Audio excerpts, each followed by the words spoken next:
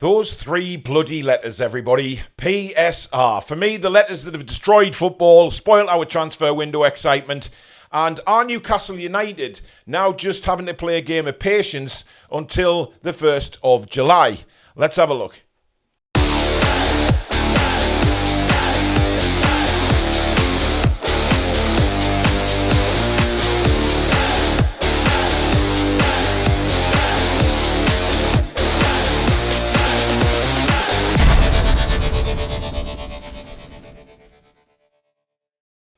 Hi everybody, welcome back to the Toon Review. My name's Paul. This is your latest Newcastle United news video, and unfortunately we have to talk about PSR because there is a lot of fans getting restless now around the Newcastle United fan base, and it is still very, very quiet on the signing front. Now, personally, us as a channel, we think, like many Newcastle United fans do, that it's all going to border around the start of July. And possibly, like I said yesterday, a bus route. When none come for hours, then you get 4 or 5 coming along all at the same time. That could be what it's like for us at the beginning of July, with Eddie Howe, obviously a week into July, wanting to start pre-season training. He's certainly going to want a couple of signings in by then. But one signing that we were linked to was, of course, Rodgers at Aston Villa, because it was thought that Villa may need to sell approaching this PSR deadline. Now, a financial expert has since rebuffed that and said that Villa probably don't need to panic sell in this summer's window. It may be different next year, but where does that leave Newcastle United as to go for Rodgers? Because is there still a PSR cloud hanging over Newcastle United? Is that why we are having to wait until the next financial window starts at the beginning of July? It seems pretty straightforward, doesn't it? It seems pretty obvious that that's the case. Otherwise, why haven't we made any signings before now? It seems like, yes, we are much more controlled over the PSR situation at Newcastle United, but we just have to wait that extra bit longer as fans for the club to start that ticking over with new signings coming in. Now, the financial expert explained that because Villa were in the Champions League last season, they got extra home games, which generated more revenue, of course. They got a whopping £53 million profit from John Duran going to Saudi Arabia. So the panic selling that Villa may have to do in the summer may have to wait for 12 months. So Rodgers may be available again in 12 months. So I don't know whether Newcastle United, whether their interest is firm in him to go this summer, or they wait until Villa will have to sell because of PSR next season. He said because in Villa's case, there is likely to be no urgency to acquire any players in the next week. The final week of the 24-25 financial year, with the additional revenue, they have likely done enough to stem any losses and remain under the threshold. However, the potential problem for Villa in 24-25 is that break-even season of 21-22. They sold Jack Grealish, of course, etc., etc. And he goes on to say that next summer may well be a problem for Aston Villa. Now, this coming financial year for Newcastle United is a total different kettle of fish to what we were in last season, of course, when we were struggling with PSR. We had to let Elliot Anderson go and we had to let Minte go, which infuriated a lot of fans. We were all looking forward to seeing Minte play. Elliot Anderson was certainly a star coming through. He's proved that this season at Nottingham Forest, of course. And we lost out on 2 very, very good players. But Newcastle, from our point of view, it just seems like as time is ticking on through the days remaining of June that we are waiting until July to pull the trigger on any signings. The report yesterday regarding James Trafford was interesting for me, which kind of gave it away a little bit because it did mention that talks are ongoing and then if agreement is made, Newcastle will look to sign him at the start of July. So there's your answer. If reporters are saying that, why the start of July, why not now? It seems obvious that first couple of days in July is when Newcastle United may well start being more aggressive in the transfer market. Frustrating for us fans because we wanted to see a signing in by now.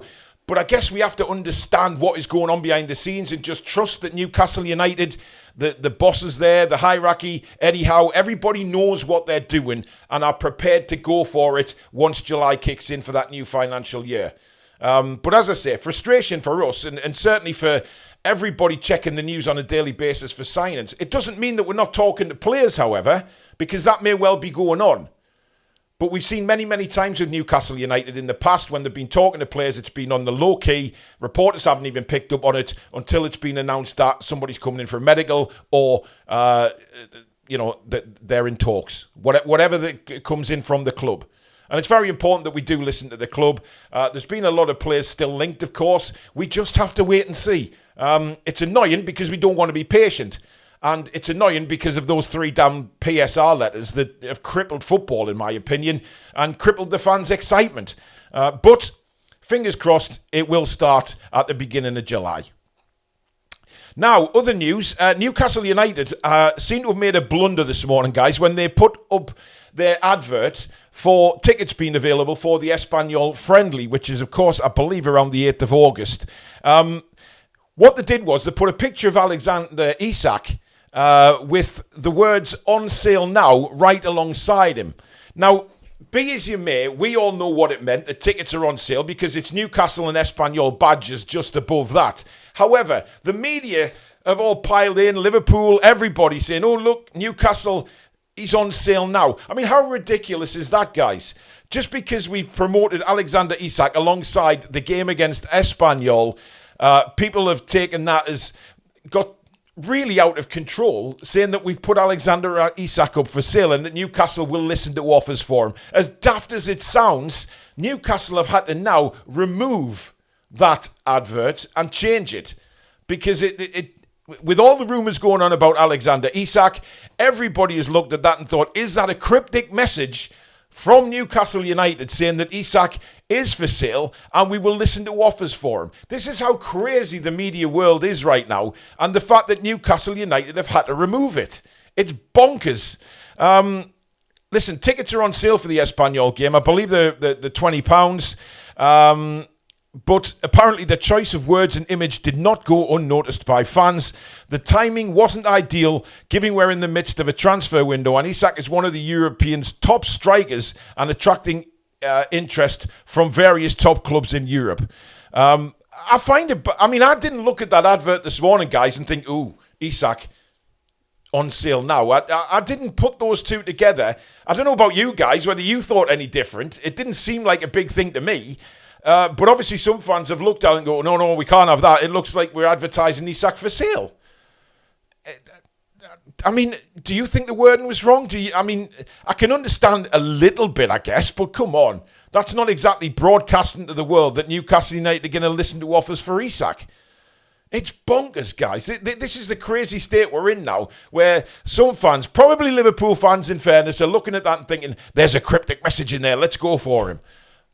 Nah, not for me. But they've taken it down anyway, guys, unfortunately. Right, Nicholas Toon, who was linked with us last week. It seems like RB Leipzig are the team that he is going to move to.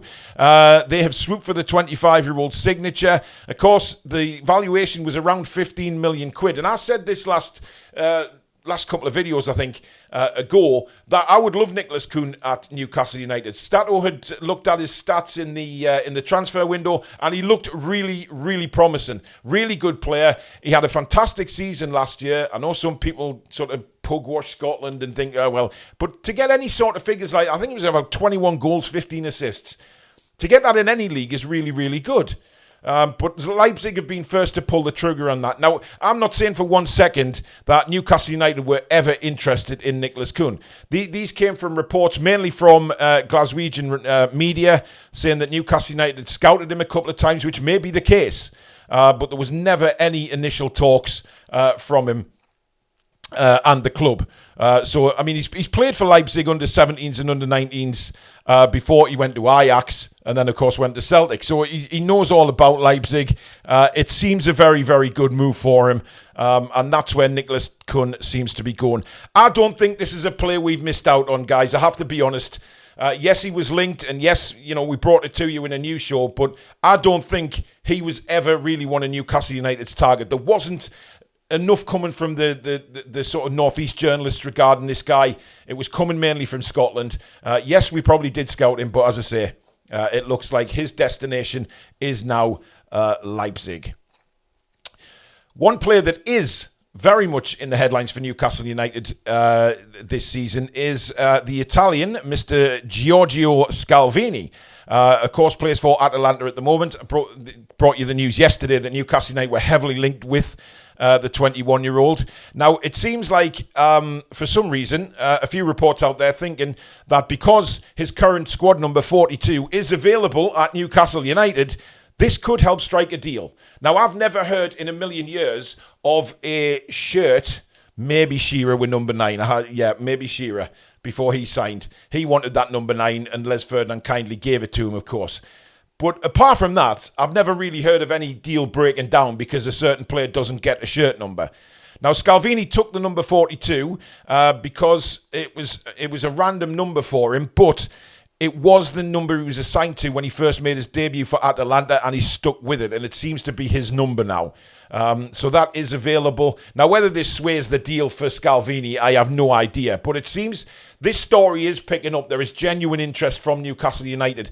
Again, don't expect probably anything to happen within the next few days before the end of the month. We're on the 24th of June now. Few days left of June. Then I think we see Newcastle United pull the trigger on certain players. Now, as I said earlier in the show, I think we are talking to players. I just think as fans, we have to just back off the frustration a little bit and let's just pray and put the faith in the guys at the club at the minute that things will happen. I've seen a lot of comments on the channel from certain videos saying that it's going to be the same as normal. We're not going to sign anybody. Guys, we have to. It's not a case of we won't sign it. We have to. That squad is not big enough to do what we're going to do next season. That is blatant for everybody to see. That the squad is simply not big enough. We have to make additions. Now, whether it's the players that we're all talking about or that we've been linked to, only time will tell on that. Only time will tell. It's when Newcastle United announce who they're going for, who's coming in for a medical, who they've agreed a fee with. That's when we can all get excited. But for now, I think we just have to back off the frustration a little bit and put the trust in the big top guys at Newcastle United that we're going to do the right thing. And if that's making sure that we are okay financially and then make a signing or 3 or 4 in the next, financial year, which is starting on the 1st of July. I'll be happy with that. I really will. But I generally do think we'll make signings. I've said this all along. I'm not in any panic at the minute. If it gets to sort of 5th, 6th of July, nothing's happened, maybe questions will be started to ask, but I think there's talks going on behind the scenes. But let me know what you think, as usual, of all the stories today. PSR, has it completely destroyed football? I think I know what your answers are going to be. Let me know. I do read all your comments. I can't reply to them all, obviously, because there's so many, but please do put your comments in. Start a conversation off in the chat section. Thank you very much for watching. If you have enjoyed it, hit that like button again, guys. And if you're new to the channel, please do subscribe. It is completely free to do so. The only thing we ask is that you turn the notification bell on so you never miss an upload or a future live video from the Toon Review. Check out the website, thetoonreview.com, for all your merchandise. And please keep voting for us in the Football Content Awards. It's all pinned at the top of the video's description, which segment you need to enter us in, etc. It's all at the top of this description. So thank you for doing that. Thank you for watching, and we'll speak soon. Take care.